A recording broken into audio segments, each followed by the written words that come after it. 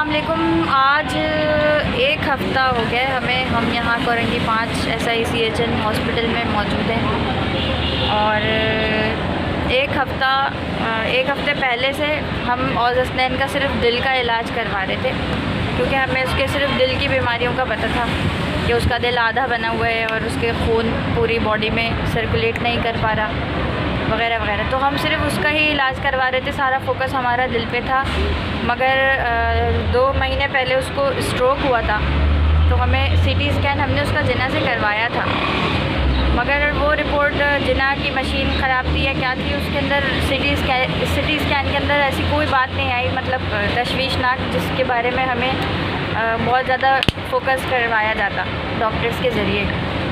मगर अब 2 महीने बाद जब पिछले हफ्ते उसको स्ट्रोक हुआ, उसको फिट्स हुए, घर में खेलते खेलते अचानक उसको फिट्स हुए, खेल रहा था, बहुत एक्टिव था माशाल्लाह। एक दिन पहले हम एंजियो करवा कर आए थे, एंजियोग्राफी का रिज़ल्ट इतना अच्छा था, हम बहुत मुतमईन थे कि अब इंशाल्लाह एक महीने में हम इसको इंडिया लेकर जाएंगे और इसका सक्सेसफुल ऑपरेशन करवा कर और बिल्कुल बच्चा हमारा नॉर्मल हो जाएगा अकॉर्डिंग टू द डॉक्टर्स। मगर हम आए जब एंजियोग्राफी करवा के, तो बिल्कुल 24 घंटे के अंदर औज़ हसनैन खेल रहा था, खेलते खेलते अचानक से वो रोया और करीब जाके मैंने देखा, मैं ही थी उसके साथ, मुझे लगा शायद आँख में उंगली चली गई है उसके, तो करीब जाके देखा तो वो बहुत बेचारा तड़प के रो रहा था और पोस्टरिंग कर रहा था, अकड़ रहा था और बस हमने मतलब उसको ऑब्ज़र्व किया कि ये इसका रोना नॉर्मल नहीं है। तो सबसे करीब हमारे घर के यही हॉस्पिटल है SICHN, यहाँ पे उसको लेकर आए, डॉक्टर को हिस्ट्री दे रहे थे। डॉक्टर ने कहा आप लोग डॉक्टर नहीं है, हमें हमारा काम करने थे। उसको 5 से 7 मिनट के अंदर ही उन्होंने वेंट पे डाल दिया, ठीक है। और फिर उसके बाद वेंट पे वो चला गया, तो वेंट पे जाना इतना आसान नहीं होता, वेंट से उसको हटा भी नहीं सकते इतनी आसानी से।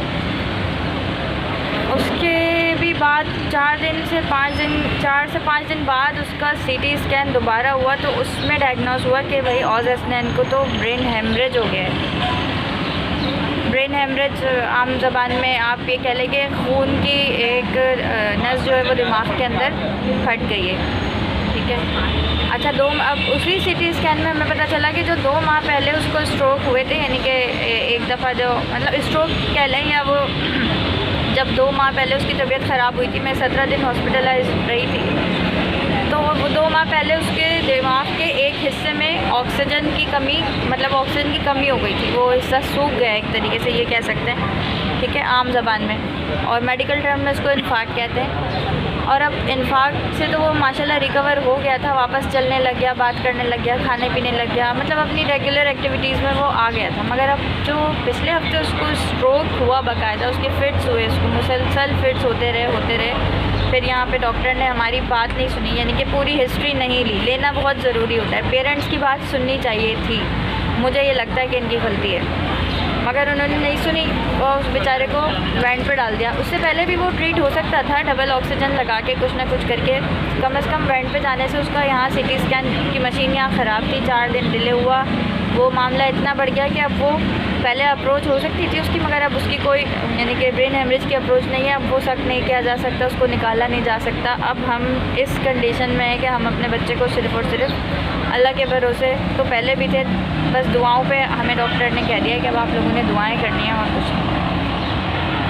तो बस पहले भी मेरी वीडियो पे लोगों ने बहुत सारे लोगों ने पॉजिटिव रिस्पांस दिया, मगर बहुत सारे लोग हमारे साथ ही रहते हैं, वो नेगेटिव रिस्पांस भी देते हैं कि भाई इस कंडीशन में भी वीडियो बना रही हैं और वगैरह वगैरह।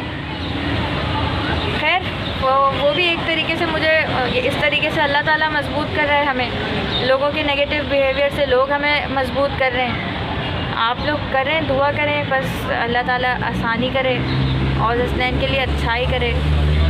और इस सब में एक चीज़ एक्सपीरियंस हो गई है, एक और चीज़ फर्दर चीज़ें हमें बहुत सी चीज़ें एक्सपीरियंस में हमारे मतलब हो चुकी हैं, मगर एक चीज़ ये एक्सपीरियंस हो गई कि किसी भी पेरेंट्स से उसके बच्चे की तबीयत ऐसे पूछें कि पेरेंट्स बेचारे पहले ही से परेशान हैं, और मज़ीद परेशान ना हो जाएं आपके अल्फाज सुन के, सख्त अल्फाज से ना पूछें कंडीशन क्या है, अब वेंट हटा दिया, अब क्या हो रहा है उसको, भाई झटके तो नहीं आ रहे उसको, दवाएं ख़त्म कर दी तो अब कैसा क्या कर रहा है वो? अरे भाई ये सवाल नहीं होते करने वाले, इससे माँ बाप मज़ीद दुख में आ जाते हैं। तो बस दुआ करें अल्लाह ताला आसानी करे, मेरी वीडियो को शेयर करें ताकि मेरे सब्सक्राइबर्स बढ़ें, क्योंकि अब मैं इतने अस्पतालों में जा चुकी हूँ, मुझे अंदाज़ा हो चुका है कहाँ क्या करना है। अल्लाह ताला अच्छा करे औज़ हसनैन को, औज़ हसनैन ख़ुद देखे ये सारे मामलात, वो ख़ुद सबकी मदद करे। बस शुक्रिया, बहुत बहुत दुआओं में याद रखें मेरे बेटे को और अच्छा करे अल्लाह ताला, सबके लिए अच्छा करे, आमीन।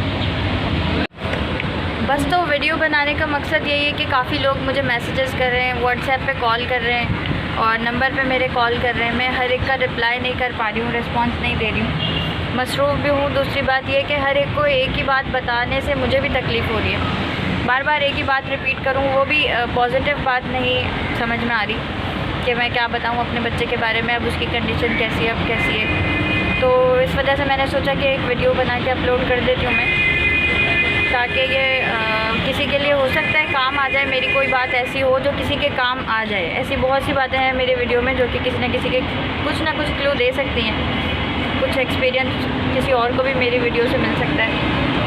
तो खैर बस अल्लाह ताला से दुआ है कि अल्लाह ताला सबकी मुश्किलें आसान करे, और जो लोग मुझे व्हाट्सएप कॉल मैसेजेस या कुछ भी कर रहे हैं, कंसर्न हैं औज़ हसनैन के हवाले से, परेशान हो रहे हैं, तो बस वो उनके लिए यही है कि अल्लाह ताला औज़ हसनैन को ठीक कर दे। हम उम्मीद पे हैं, मगर ये है कि उसकी कंडीशन ठीक नहीं है। वो अब पहले हाथ पैर मूव कर रहा था, अब वो भी नहीं कर रहा है। बाकी अल्लाह ताला उसके लिए आसानी करे। शुक्रिया।